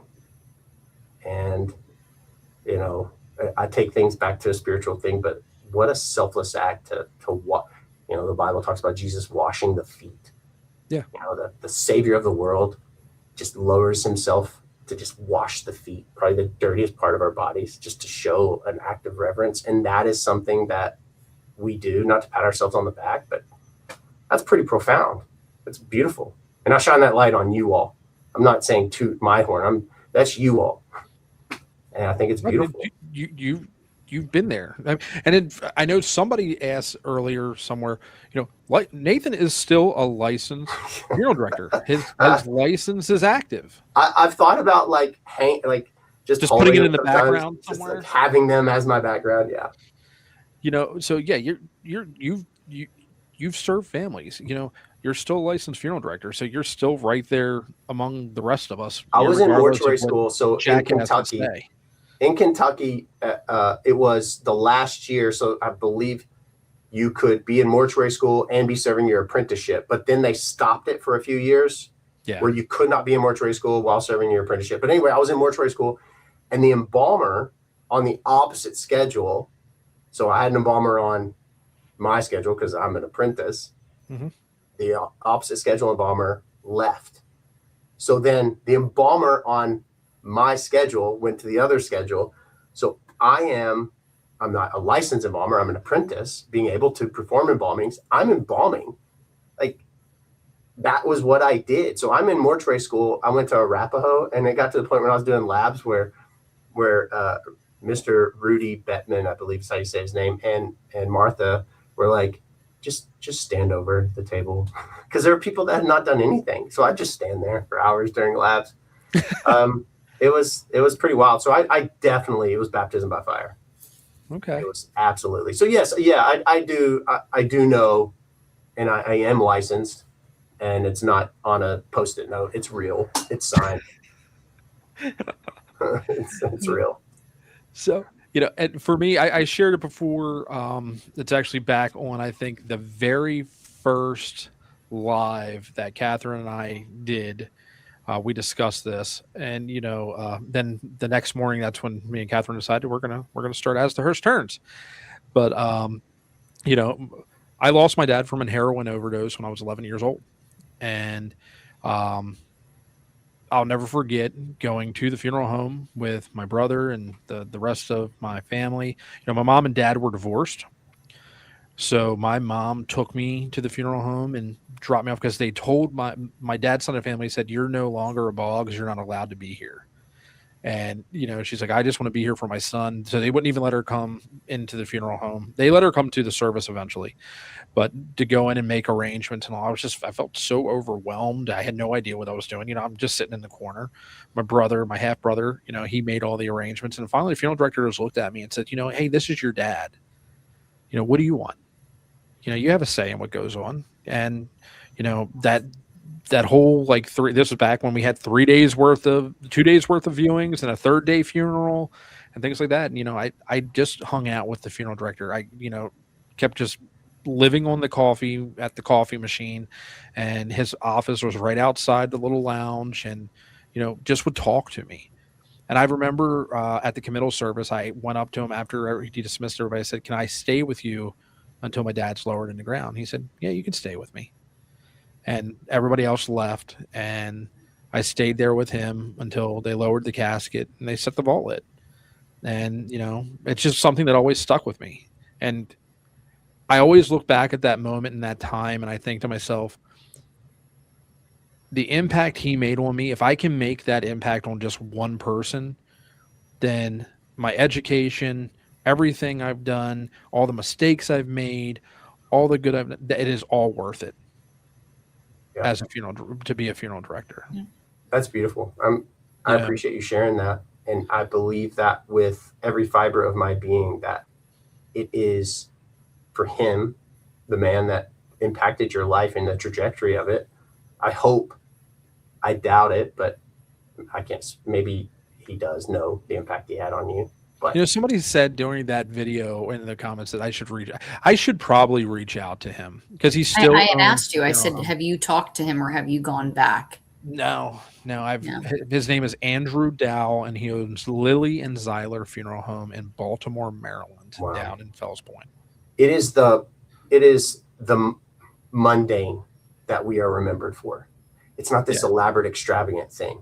This man who allows a boy at the time to just be around, who probably, respectfully speaking, could have gotten a lot more done if you weren't. Yeah. And you had a lot of probably questions, and you needed a lot more attention than his normal visitor would. But he took the time.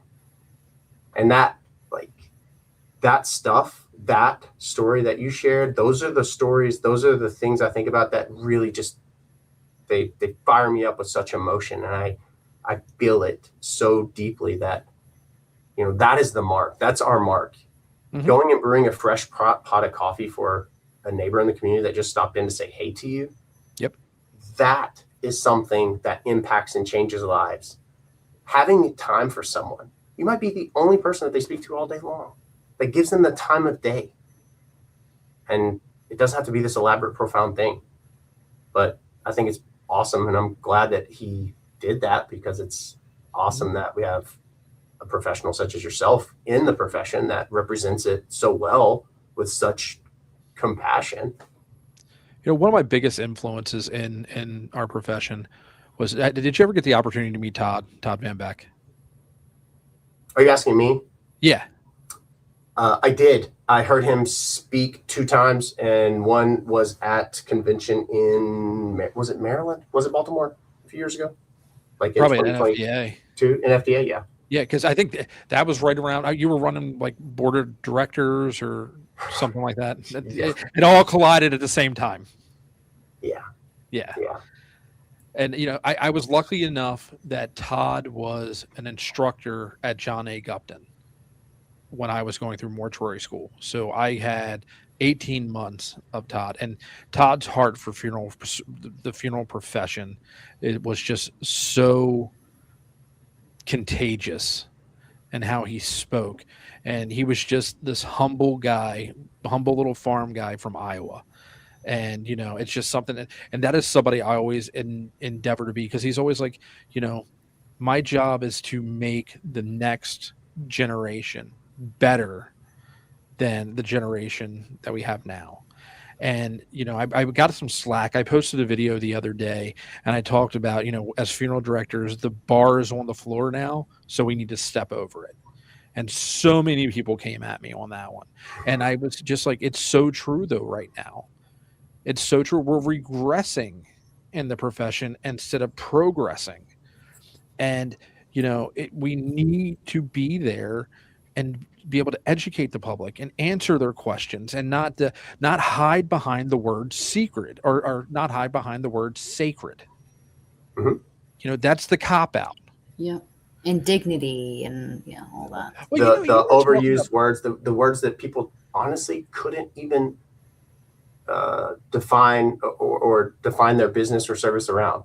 It's like, okay, use that word in how in which you care for someone. Please explain. And, I think that's a great transition, because there are so many phony, fake funeral directors that hide behind a mask that should just get Emmy Award, nominations because of how fake they are and how good of an actor they are. Mm-hmm. They're the cringiest, cruddiest people behind closed doors or in certain circles. We have one here in York County that is pretty much a pedophile that just pays himself he pays the folks to get out of trouble constantly. But but to the public, he's the best thing since sliced bread. He could, the man, to the public, the man could probably walk on water. You know what's funny is he's probably not the greatest thing since sliced bread. It's just that people still have this herd mentality where they want to feel a part of something, and someone who appears a certain way. I have so much that I could. I almost fell again. Oh my God, I'm leaning sideways now. Oh, pitter patter. Yes. Who are you when I'm not looking is the. Yeah. I mean, obviously, there's an incredible country song after that, but it's real. You want to talk about integrity? Integrity is what you do when no one's watching. Absolutely. And you know, whether. And that's what pisses me off so much. And the next thing you know, you're gonna if we were to sit here and we were to drop this person's name, you know, next thing you know, we would be getting probably a cease and desist letter or, you know, this type of stuff because the pockets are so big. And the worst part about it is the affluent community knows about the shenanigans and so and still continue to call on the man. I think that says a lot about people too. Like I don't want to support and get behind people that aren't, you know, obviously good people, not judgment in the sense of, you know, I've already talked about judging, you know, I try really hard not to judge, but you can't support.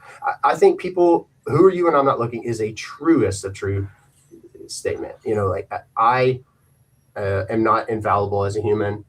I was an incredible leader and example of leadership because I cared about the team and I cared about the community, and the way I was on stage and off stage is something for people who are like, whoa, we're talking about someone who is pulled the wool. No, on stage is a Disney approach. Yes. You are in public view, your phones aren't out, you're not texting and disconnected. Off stage is where you're able to have a drink or sit and take 5 minutes kind of thing. You know, that is integrity, is being the same person, having the same ways about you. I do believe that people are coming around. This is a twofer. I think people are coming around and seeing and calling out BS and not wanting to put up with it anymore. Slowly, but I think it's happening, which is a good thing. But I also think people have this thought that their opinion matters, like Katharine wearing red leggings on a Saturday. That is literally I don't even know, and I watch your content, know what one you're talking about, but two, not even a thought that would come into my mind. Mm-hmm. I don't know. I think people think that they're I don't know. I know I'm kind of getting all over the place. There's so much to unpack, and that's the beauty of this, right? You know what? One thing too that I noticed is I never was really on TikTok. I think I was on TikTok for maybe a year, and I'd hop on maybe once a week and scroll for a few minutes. Folks, Katharine is back on TikTok. I am. But I don't know. I did something to tick someone off, and I got my account banned because my sister called me and she's like, Did you delete your TikTok? I'm like, no, what are you talking about? She goes, you're not on anymore. So I finally made a new TikTok about 2 weeks ago, and I posted a video. And it was just some goofy video, like with the Netflix theme, you know, like the Netflix trend right now. Yeah. And I have it here. I said, I love it. I said, me preparing for my Netflix documentary where I explain that not every funeral director is goth or keeps small animals in jars of formaldehyde on their bedside table. These girls, they're young women, are coming after me in the comments. Like, you would think that I just did the most awful thing by posting about this. And they're telling me that I'm saying that, you know, they can't, you know, you're saying that someone's not a good funeral director if they're goth, or if it's like, it was a goofy video. I never said you didn't make that video about them. Yeah, I never said that if you have black hair, you're not a good funeral director. I never said that if you have, you know, a skull tattoo, you're not a good funeral director. I never said that. But these people are unhinged in these comments. But it's funny because I posted the same video on Facebook. Nothing. Crickets. Because it's a different. So I'm learning, Chris. Facebook is where we are engaging with our clientele. TikTok is where we are engaging with the folks that are probably going to be making the arrangements for our clientele. That's the best way I can explain that. I'm learning this. It's a different age group. Now, somebody did post on here, and I'm going to answer this, and I hope it gets back. But someone asked if we, here we go. Chad, can you get Caleb Wild on sometime? So, Chad, Caleb is literally my competition. He is on the other side of the river. But I will tell you what, I will reach out to Caleb. I will send him an email, and I will see if he is willing to come on and talk. But he does work for the funeral home on the other side of the river. And I have actually, answered some of their comments when they put some advertisements on my side of town, and I let them know I'm the funeral director here. If they ever need anything, feel free to reach out. I'd be more than happy to work with them and collaborate with them in any way possible. So I will reach out to Caleb, and I'll see if he'd be willing to come on and want to talk, because Caleb wrote a very, very good book, Confessions of a Funeral Director, how a funeral service saved his life. And, there are some very valuable things. So Caleb doesn't work for his family firm anymore. He works for a different firm. So I don't know if he would have to get the blessing and the okay from the new ownership for him to come on and have a talk, but I will reach out. I think that brings up a really good point. The profession being inclusive with one another and leaning into, obviously, you're not going to just go to the person a mile down the road, but you want to, the desire's there. You can learn so much from people sitting down with someone who is in competition, which competition, by the way, is extremely healthy. FTC ruined competition. Do what? The FTC screwed consumers and ruined competition. Yeah. You can elaborate if you wish. I mean, I think it's we've talked about it before, but all it did was allow for funeral homes to price fix. Because I can walk into Katharine's funeral home if I didn't work for Katharine and say, "Hey, I want to copy your general price list." She has to legally give it to me. Mm-hmm. If I walk down if I drove to Kentucky and walked into one of Nathan's funeral homes and said, "Nathan, I want your general price list," you have to give it to me. And all the funeral. So here's the thing: if my funeral home was making a healthy, profitable bottom line, and I was only charging, and I'm just going to use numbers here, $100 for direct cremation. Okay. And then I find out that Katharine charges $400 for a direct cremation. So now I know I can still raise my price and still be more. It hurt the consumer. But it's about being forward facing and this, that, and the third. All the FTC rule did was take away the competitiveness between funeral homes, because there was no wondering. You can now know. So now I can raise my price up when my price has been perfectly fine, just to get even more of a bottom line. Now, the old school, that's probably what happened. Nowadays, it's the race to the bottom. Absolutely. The race to the bottom, the direct cremation, the thing that's plastered on billboards everywhere. And then people in the profession are wondering, why is everybody choosing direct cremation? Because it's the only thing you promote, because you want to be competitive to get people in the door, to which the thought is a good thought. The execution of said thought is horrible. People come in, and I'll just use a new team member who's coming in arranging a funeral on your behalf. The race to the bottom, it even starts with the arrangers. It's like, well, they came in and they talked about direct cremation. That's what they want. Well, actually, they wanted the full service, but they saw the billboard that said direct cremation, and they knew that was cremation. They wanted to have a viewing before the cremation takes place. I know that's a very extreme case, maybe let's say even a memorial service, but it's not something that you as the director go into detail to explain, because, they said they wanted direct cremation. So we're assuming it, and then we're devaluing the ceremony and we're eliminating it altogether, which of course minimizes profit, which I will also say anyone who's not in the funeral profession, you go and buy shoes that cost $2 to make for $400, and you don't care that they made $398. You go into the funeral home. I'm not comparing your loved one to shoes, but I'm using this simple, stupid comparison to say it's like, yes, like to have a beautiful service, incredible staff, beautiful coaches, and you know, I could go on and on. Yes, it is a for profit. Yes, and it blows my mind that people are still like, how dare you? But you're right. You are right. Yeah. So it's going to be interesting to see, but I definitely think that, you know, we are now still trying to recover from COVID-19, where we had to sit back and say, well, you can only pick 3 people to come to your service. And then the other portion is we had to sit there and say, okay, you had a full traditional service plan, but you can't have all these people in the funeral home. So, you know, we're going to still charge you the full amount of the pre-need contract, but you can only have 3 people. So they said, well, whoa.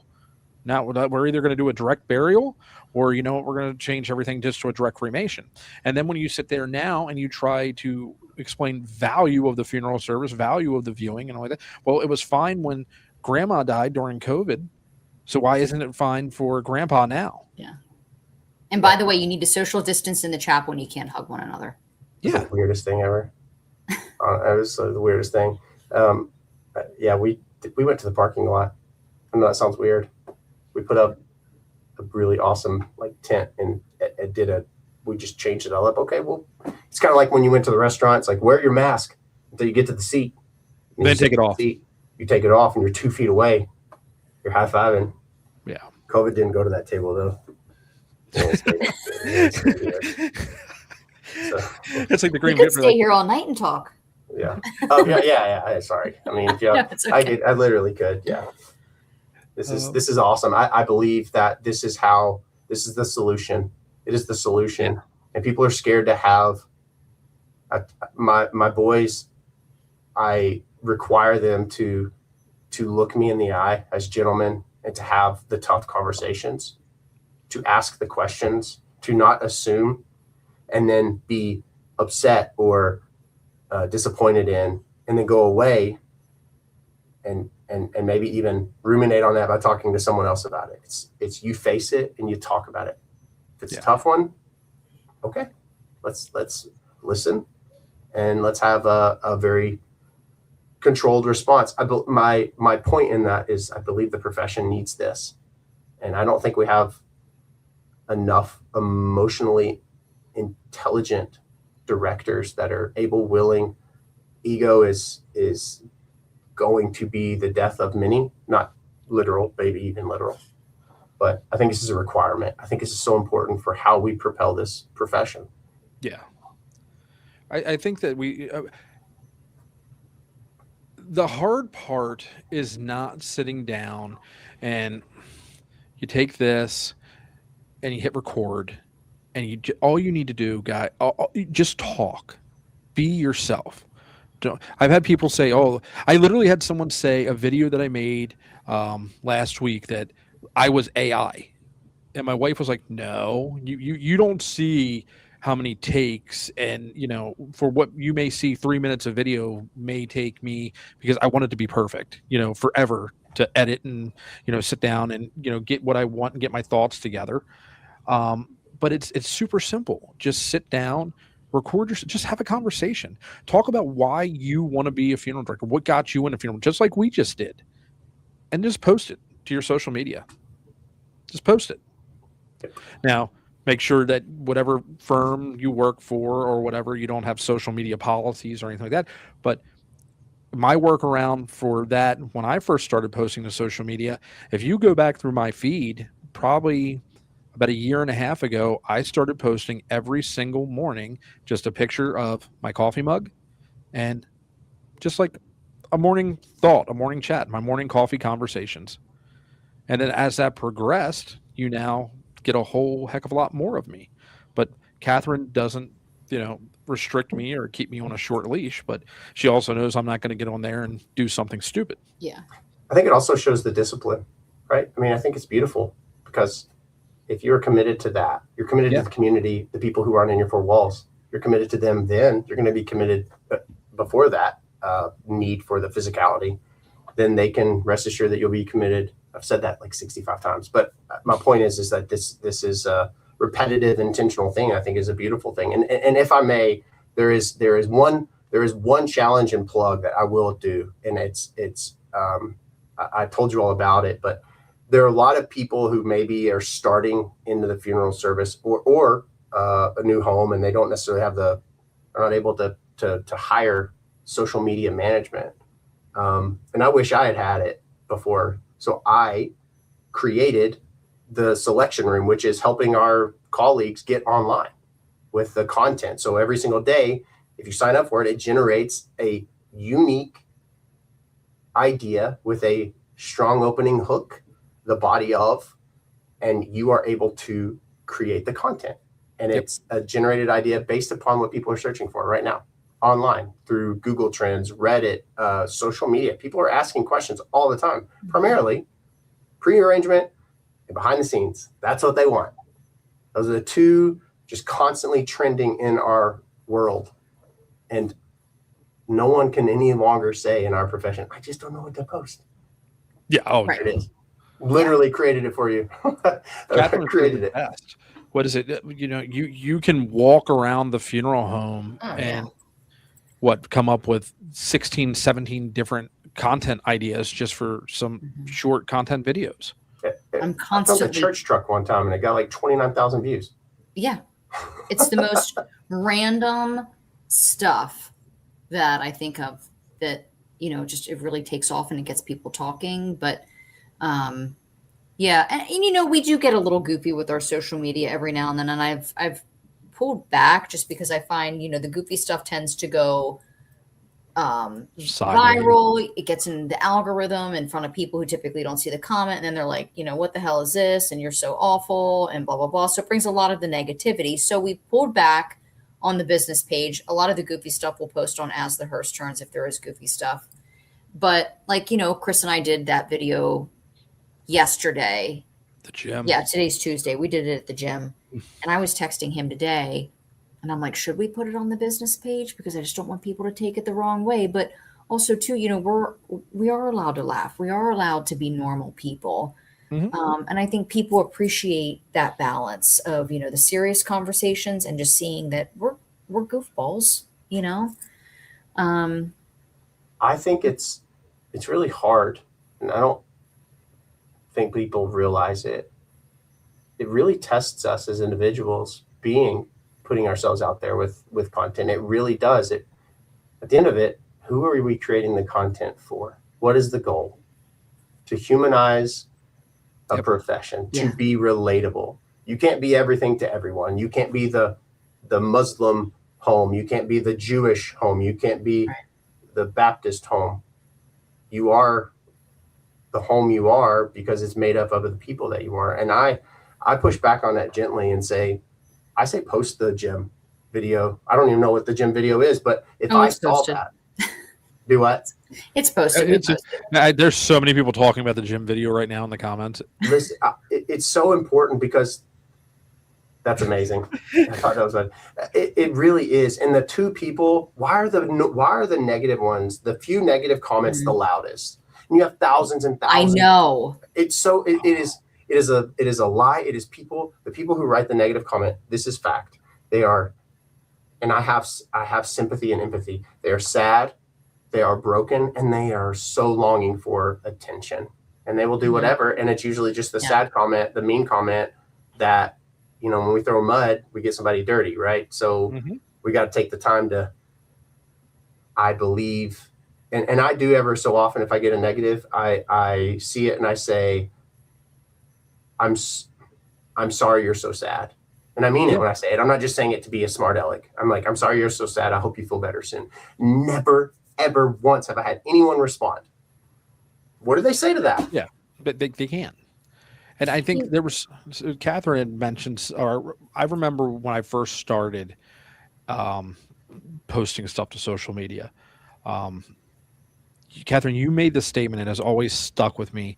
But I think I'm going to say it wrong, but it was the loudest boos come from like the cheapest The loudest seat. boos come from the cheapest seats. Yeah. And that has always stuck with me. And, people don't realize you have to have some very thick skin to get out here and put yourself in front of tons and tons of people.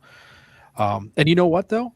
I will say a lot of the criticism in the comments I got when I first started posting stuff back in October, November about my weight is one of the main reasons. Well, not one of the main reasons. One of the main reasons is to be around longer for my wife and my daughter, but is one of the main reasons why I'm like, you know what? I actually started to look at myself and I realized, okay, I need to get myself back on track to take care of myself, to be able to take care of the families I want to continue to serve. So it's really how you take that those negative comments and all like that, and what you do with them in your mentality wise. You can't let them eat at you. And some of them, yeah, it's just like, yeah, dude, you're just getting blocked because you're an idiot. Yeah. Mm-hmm. Oh yeah. But, you can get a million compliments and then you have one comment. There's always one. It like sometimes it would really mess with me to the point where it was like, do I want to log in today? Like, what am I going to see? What nasty words are going to be said? But I mean, you have across your Instagram and your TikTok and your Facebook, you're probably close to 1 million followers, aren't you? Just under 1 million. And yeah. Wow. And with everything you've gone through, and it was public. I'm sure that you probably saw it all on social media. Oh, I mean, people were telling me to take my life. People, I mean, yeah, I believe it's so important to be good with self and to know that you are an incredible human. As you know, you have a purpose that is so great. Maybe they're not doing incredible things, but I believe that everyone's worthy. And I don't believe if we feel that about ourselves, and it doesn't matter what is said. And it's hard to be there all the time. I mean, there's this lady, and I actually, it's the first person I blocked. That's fact. This lady gets on all of my Facebook stuff and constantly is like, your hair, weird. And like, these are like heartfelt pieces of content or content with my kids. And it's just like, your hair, weird. I'm like, what is the goal there? Obviously, it's because they want attention. It was so bad. But I really believe people are really broken. And I work tirelessly to not be a broken person and to not spread that same stuff. Yeah. You know, so we've got about 7 minutes left. And, you know, Nathan, I just want to say something, man. Like, you're an awesome person. So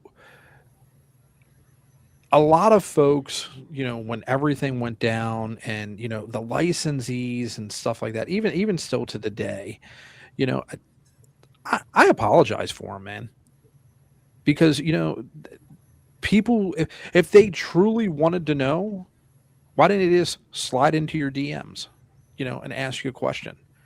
Or is it, you know, it's just to pass judgment on somebody is just, you know, that it's so wrong. And we talked about that tonight and stuff. But, you know, again, you're a phenomenal person. You're a phenomenal funeral director, you know, just a great human being. You can definitely tell how genuine you are.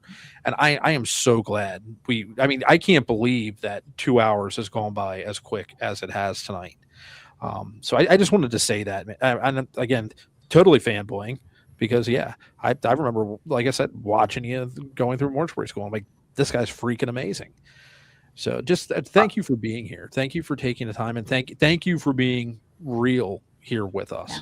I really appreciate that. I believe, I don't know who lied to us and told us that life is supposed to be easy and without heartache and struggle. God knows I would have chosen anything but what I had experienced. But I appreciate you all because being gentle with people is so important. And it doesn't matter where they come from or what's going on. And you're right. No one checked on me in the profession. Yeah. They actually leaned into what someone with more tenure and money said. And of course, that was what was truth.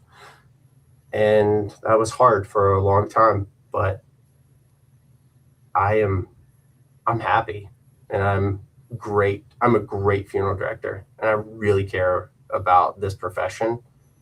And it means a lot that, Katharine called me, or reached out and said, "Hey, I want to talk."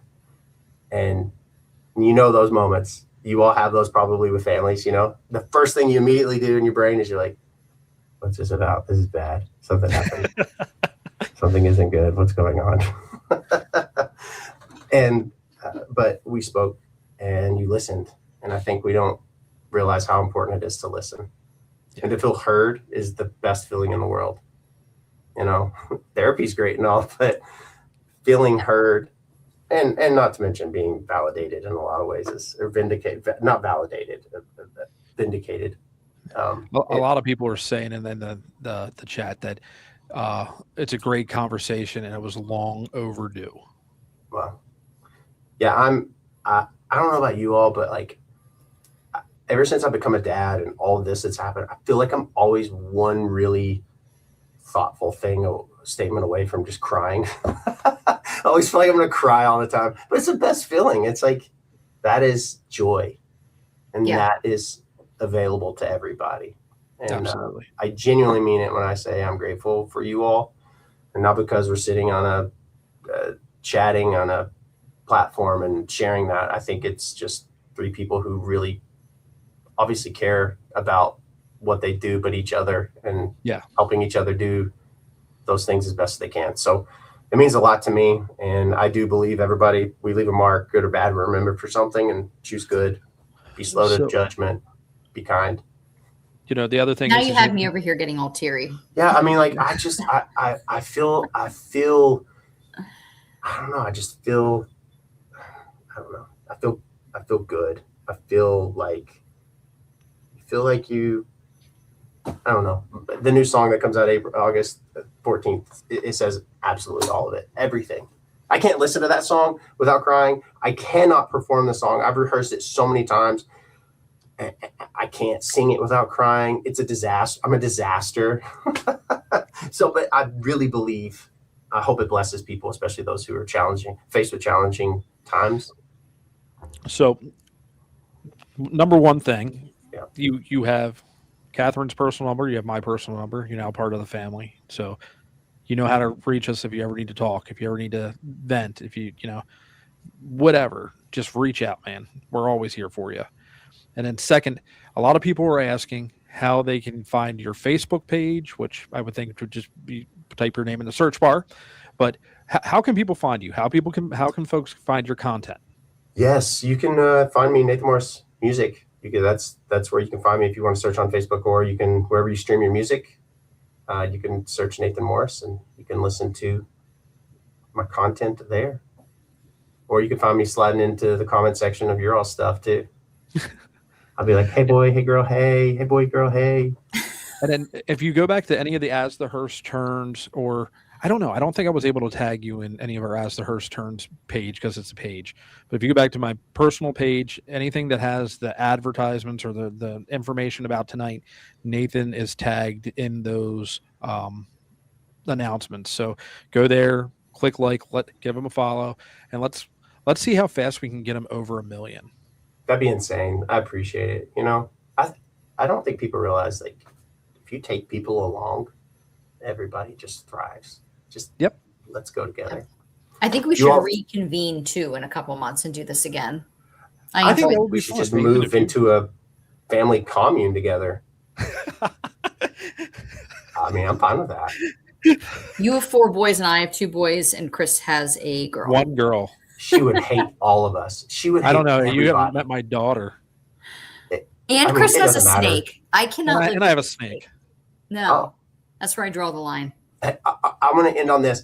I talked to a guy the other day, and he was like, hey, this is literally how he talks. Like, hey, man, the other day I heard my cat bowl going off. I was like, what? Cat bowl of cat food. Okay.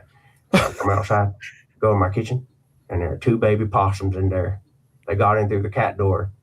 I got 2 pet baby possums, and I'm raising them things next to my 100 mice in my mice box. He has 2 possums and 100 mice. Yeah.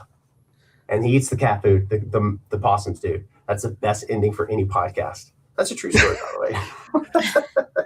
On that, guys, I've got thank you guys for following. We'll be back on Monday. We were jamming July full of just fun craziness. So we'll be back on Monday with George Ann Bender. You will not want to miss that.